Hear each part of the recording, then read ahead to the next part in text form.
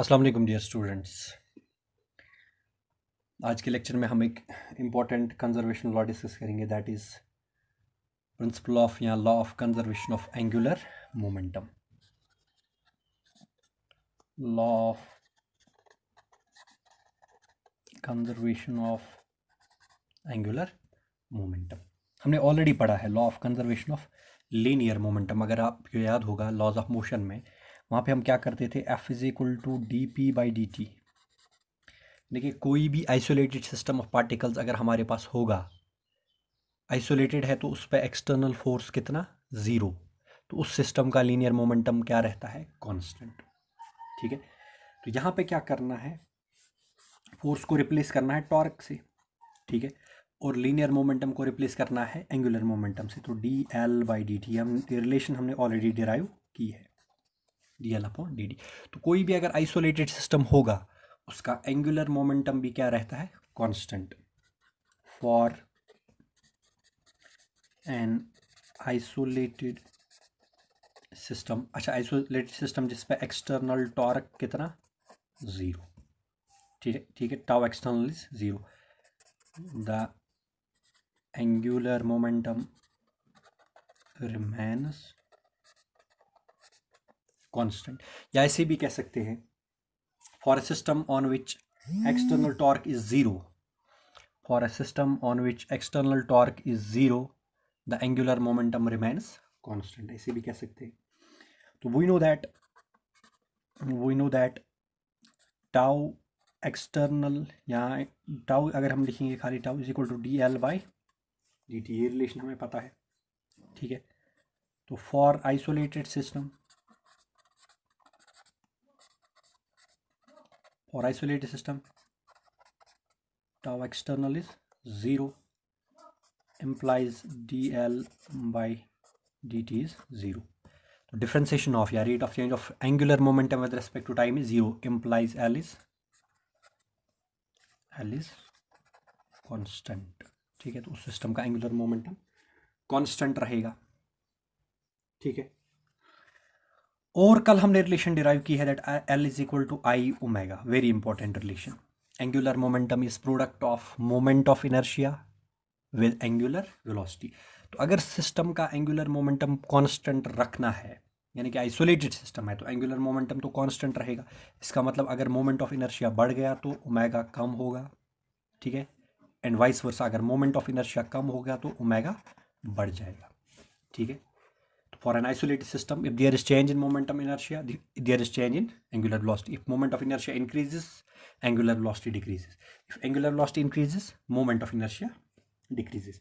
और इसकी बहुत सारी एप्लीकेशंस हैं रियल लाइफ में, अगर हम देखेंगे। जैसे आपने देखा होगा, जो बैलेट डांसर होता है, मान लीजिए कोई डांसर डांस कर रही है, तो वो जो स्टेप्स परफॉर्म करती है, कभी कभी आपने देखा होगा कि वो, अगर उसको, बैलेट डांसर को एंगुलर वेलोसिटी ऑफ रोटेशन बढ़ानी है, अगर उसको तेज़ी से घूमना है, तो वो क्या करती है, अपने आर्म्स को, अपनी लेग्स को क्लोजर टू बॉडी लाती है, स्ट्रेच नहीं करते, क्लोजर टू बॉडी लाती है अपनी आर्म्स को एंड अपनी लेग्स को, सच दैट जो मास है वो फैल नहीं जाएगा, वो एक्सिस ऑफ रोटेशन के नज़दीक रहेगा, यानी कि मोमेंट ऑफ इनर्शिया कम हो जाएगा। मोमेंट ऑफ इनर्शिया जैसे ही कम हुआ तो एंगुलर वेलोसिटी इंक्रीज हो जाएगी, तो वो जो स्टेप्स होगी या बीट्स होगी या फीट्स होगी, वो परफॉर्म कर सकती है विद ग्रेटर एंगुलर वेलोसिटी, ठीक है। इसी तरह से अगर वो बॉडी को स्ट्रेच करेगी, बाजुओं को फैलाएगी, ठीक है, या एक टांग को फैलाएगी, ठीक है, तो धीरे धीरे it's angular velocity will decrease because moment of inertia will increase, ठीक है। तो ये एक एप्लीकेशन है। इसी तरह से अगर आप डाइविंग की बात करेंगे, सोमरसॉल्ट डाइविंग, जैसे कोई पर्सन किसी हाइट से जंप कर रहा है, और नीचे पानी है, इसको हाइट से जंप करना है पानी में, ठीक है। तो ये क्या करता है, जैसे ये जंप स्टार्टिंग में करता है, जंप जब स्टार्ट करता है तो अपनी बॉडी को स्ट्रेच करता है, आर्म्स एंड लेग्स को स्ट्रेच करता है, और उसके बाद अपनी बॉडी को क्या करता है, कर्ल, ठीक है। तो जब ये बॉडी को कर्ल करता है, जैसे आपने देखा होगा, जैसे जंप करेगा, बॉडी को स्ट्रेच करेगा, उसके बाद बॉडी को कर्ल करेगा, फिर जब ये पानी में गिरेगा फिर से स्ट्रेच करेगा। ये ऐसे इसीलिए हो रहा है क्योंकि कर्ल करने से मोमेंट ऑफ इनर्शिया जो है वो डिक्रीज हो जाएगा, ठीक है। वो जब डिक्रीज हो जाएगा तो ओमेगा ज़्यादा हो जाएगा, लेकिन फिर ये पानी के नज़दीक जब पहुंचता है तो अपनी बॉडी को फिर से क्या करता है, स्ट्रेच, ठीक है, और वहाँ पे मोमेंट ऑफ इनर्शिया इंक्रीज हो जाता है और एंगुलर वेलोसिटी डिक्रीज हो जाती है, एंड सेफली वो परफॉर्म कर सकता है just jumping from height to water और जो भी वहाँ पे होगा। इसी तरह से प्लैनेट्स की अगर बात करेंगे, सन के अराउंड प्लैनेट्स घूमते हैं ऑन से सपोज अभी हम कहते हैं सर्कुलर पाथ पे ही, जो कि हम ग्रेविटेशन पर पढ़ेंगे, ये एक्चुअली इलिप्टिकल पाथ होती है। तो इलिप्टिकल पाथ पे चलते हुए प्लैनेट कभी सन के नज़दीक आता है और कभी सन से दूर होता है। तो जैसे जैसे प्लैनेट सन के नज़दीक आता है, इसकी जो सन से डिस्टेंस है वो कम हो जाती है, इसका एंगुलर जो एंगुलर वेलोसिटी है वो बढ़ जाती है, एंड जब ये दूर जाता है ये प्लैनेट सन से, तो इसकी डिस्टेंस ज़्यादा हो जाती है, तो इसकी जो एंगुलर वेलोसिटी है वो भी स्लो हो जाती है, क्योंकि जब ये नज़दीक होगा तो मान लीजिए सन के अबाउट ये घूम रहा है, ठीक है, तो अब distance from sun is decreasing, यानी कि मोमेंट ऑफ इनर्शिया कम हुआ तो ओमेगा बढ़ रहा है, यानी कि तेज़ी से ये पास कर रहा है सन को। जैसे ये दूर गया, अब आर ज़्यादा है तो moment of inertia of planet about sun ज़्यादा हो गया, तो अब एंगुलर वेलोसिटी कम हो रही है, धीरे धीरे चल रहा है, ठीक है। इसी तरह से आपने देखा होगा कैट, कोई बिल्ली किसी हाइट से गिर रही है तो वो स्ट्रेच कर रही है अपनी बॉडी को टेल के साथ, ताकि इसका मोमेंट ऑफ इनर्शिया बढ़ जाए और इसकी एंगुलर वेलोसिटी कम हो जाए, यानी कि वो सेफली फॉल करे ऑन द फ्लोर। तो ये बहुत सारी एग्जांपल्स है रियल लाइफ में जहाँ पे हम अप्लाई करते हैं by nature law of conservation of angular momentum. तो this is very important question from the exam point of view. तो आप इन एग्जाम्पल्स को जो मैंने बताई इनको डिटेल में लिखना है, तो ये अच्छे से एक लॉन्ग आंसर क्वेश्चन बन जाएगा। अब मोमेंट ऑफ इनर्शिया की बात करेंगे वापस। फॉर सिस्टम ऑफ पार्टिकल्स हमने moment of inertia already discuss किया है, क्या फॉर्मूला होता है उसका, ठीक है। अब रिजिड बॉडीज़ की जहाँ तक बात है, जैसे हमारे पास बहुत सारी बॉडीज़ है, स्फेयर है, सिलेंडर है, तो उनका जो मोमेंट ऑफ इनर्शिया है वो हम कैसे निकालेंगे, वो देखिए, वो निकालना नहीं है, वो डायरेक्टली आपको फॉर्मूला याद रखने हैं इस लेवल पे। जैसे स्फेयर है, जैसे रॉड है, सिलेंडर है, हॉलो, सॉलिड, डिस्क है, रिंग है, एक्स्ट्रा। ये हमारे पास एक टेबल है जिसमें पहले कॉलम में बॉडी है, उसके बाद एक्सिस ऑफ रोटेशन है, किस एक्सिस के अबाउट घूमता है, क्योंकि moment of inertia depends upon axis of rotation. एक एक्सिस ऑफ रोटेशन के लिए एक ही मोमेंट ऑफ इनर्शिया होगा, फिर जब हम एक्सिस ऑफ रोटेशन चेंज करते हैं तो moment of inertia also changes, ठीक है। तो अगर आपके पास यूनिफॉर्म रॉड है ऑफ लेंथ एल, कि रॉड है ऐसे, आप उसको घुमा रहे हैं इस एक्सिस के अबाउट, एक लाइन है जो इसके सेंटर से पास, यानी कि आप उसको ऐसे घुमा रहे हैं ऐसे, ठीक है, तो उसका मोमेंट ऑफ इनर्शिया होगा मास into length square divided by 12।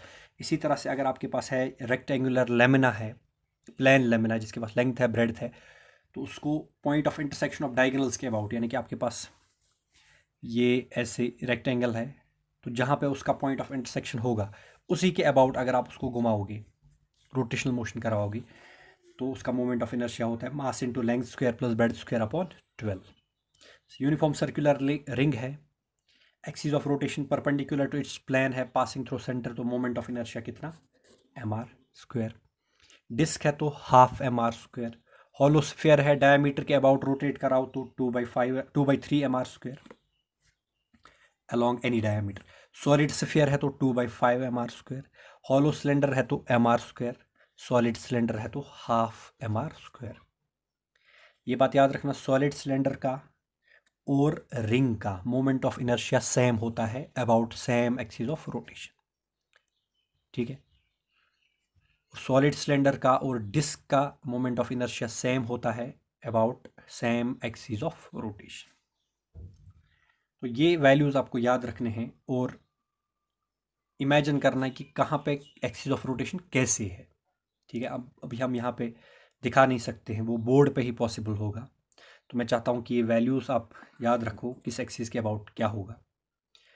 और अगर हमें किसी और एक्सिस के अबाउट, जैसे हम डिस्कस करेंगे आगे, ये वैल्यूज़ अगर आपको याद है तो आगे हम एक दो थ्योरम्स पढ़ेंगे, वो अप्लाई करके हम किसी भी एक्सिस के अबाउट किसी भी रेगुलर बॉडी का मोमेंट ऑफ इनर्शिया निकाल सकते हैं। जैसे एक एग्जांपल मैं लेता हूँ, सपोज एक रॉड है आपके पास and it is uniform, this is very important, यानी कि मास का डिस्ट्रीब्यूशन जो है, जो मास की डेंसिटी है वो सेम है, कांस्टेंट है। ऐसा नहीं है कि कहीं पे मास की डेंसिटी ज़्यादा है कहीं पे कम है, तो फिर ये फॉर्मूलाज वैलिड नहीं है। ये एक यूनिफॉर्म रॉड है ऑफ लेंथ एल, ठीक है, और इसको हम घुमा रहे हैं ऐसे, ऐसे घुमा रहे हैं, यानी कि इसका जो सेंटर है इससे इसी से परपेंडिकुलर जो पास हो रही है लाइन, उसी के अबाउट इसको घुमा रहे हैं विद एंगुलर वेलोसिटी ओमेगा, तो इसका मोमेंट ऑफ इनर्शिया होगा M L square by 12, M L square by 12। इसी तरह से अगर आपके पास जो मैंने बताया रिंग है, ये रिंग है, रिंग का रेडियस है आर और रिंग का मास है एम, इसको आप इस एक्सिस के अबाउट घुमाओ, खड़ा वाली axis with rotational angular velocity omega, यानी कि ये ऐसे घूम रही है, ऐसे, ठीक है, या अगर ये एक्सिस खड़ा है ऐसे तो ये ऐसे घूम रही है, एक्सिस इसके प्लेन के परपेंडिकुलर, तो इसका मोमेंट ऑफ इनर्शिया होगा M R square, M R square. अगर यही सिस्टम यानी कि डिस्क है सपोज, ऐसे ही बिल्कुल, लेकिन उसके अंदर भी मास है, सेम एक्सिस ऑफ रोटेशन है, तो उसका मोमेंट ऑफ इनर्शिया होगा हाफ एम आर स्क्वायर, ये बात याद रखना। तो डिस्क का और रिंग का मोमेंट ऑफ इनर्शिया, इन दो में से ज़्यादा कौन सा होता है? रिंग का मोमेंट ऑफ इनर्शिया, क्योंकि ये इसीलिए हो रहा है, लेकिन दोनों के लिए मास सेम होना चाहिए, तभी तभी ये ज़्यादा होगा, ठीक है। आप कहोगे डिस्क का मास ज़्यादा है तो फिर उसका मोमेंट ऑफ इनर्शिया कम होगा, नहीं, तब तो ज़्यादा होगा, ठीक है। ये इसीलिए हो रहा है, यानी कि मान लो इसका मास भी 100 ग्राम है, इसका मास भी 100 ग्राम है, लेकिन यहाँ के जो 100 ग्राम है वो एक्सिस ऑफ रोटेशन से सारे दूर है, यानी कि आर उनके लिए ज़्यादा है रिंग के केस में, और यहाँ पे कुछ मास नज़दीक है कुछ मास दूर है, तो इसीलिए मोमेंट ऑफ इनर्शिया कम होगा, ठीक है। Same goes for hollow cylinder, hollow cylinder अगर ऐसे ही हम इसको, हॉलो सिलेंडर को अगर ऐसे ही घुमाएंगे, half M R square, sorry M R square, solid cylinder को अगर ऐसे ही घुमाएंगे, सॉलिड है तो उसका होगा एम आर स्क्वायर, ठीक है। अब अगर ये रॉड पे हम वापस आएंगे, अगर कोई कहेगा मैं इस एक्सिस के अबाउट नहीं घुमाऊंगा, मैं यहाँ से घुमाऊंगा, मेरी एक्सिस ऑफ रोटेशन ये है, यानी कि रॉड ऐसे जाएगी फिर ऐसे जाएगी फिर ऐसे, यानी कि एंड पॉइंट जो है, एंड पॉइंट के अबाउट इसको घुमाना है, तो उस सिचुएशन में आपको कुछ थ्योरम्स लगानी है। दो थ्योरम्स है हमारे पास, one is called as parallel axis theorem and another is called as perpendicular axis theorem. लेकिन जो मोमेंट ऑफ इनर्शिया के ये 5-8 वैल्यूज़ हैं, ये आपको याद रखने, रिमेंबर, ये डेरिवेशन नहीं करनी है इसकी। तो आगे हम देखेंगे जो पैरेलल एक्सिस थ्योरम है एंड परपेंडिकुलर एक्सिस थ्योरम है उसको कैसे यूज़ करते हैं।